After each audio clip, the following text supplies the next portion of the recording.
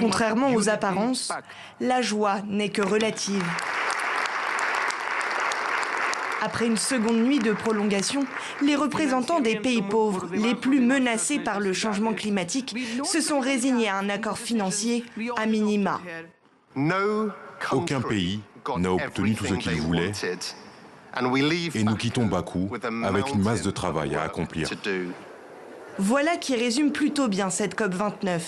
Les pays pauvres, en effet, sont bien loin d'avoir obtenu ce qu'ils souhaitaient. Au terme d'une conférence chaotique, les pays développés se sont engagés à augmenter de 100 milliards aujourd'hui à au moins 300 milliards de dollars annuels d'ici 2035 pour aider les pays pauvres à lutter contre le changement climatique.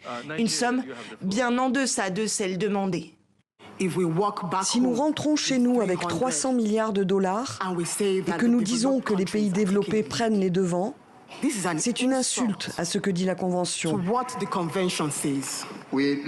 Nous quittons Bakou en sachant que nous avons réalisé des progrès dans certains domaines, mais que ce que nous avons obtenu est loin d'être à la hauteur de nos espérances. Soulagement au contraire du côté des grandes puissances, à commencer par les Européens, premiers bailleurs mondiaux de finances du climat. En pleine période d'austérité, ils n'étaient pas prêts à aller plus loin. Oui, 300 milliards de dollars n'est qu'un point de départ.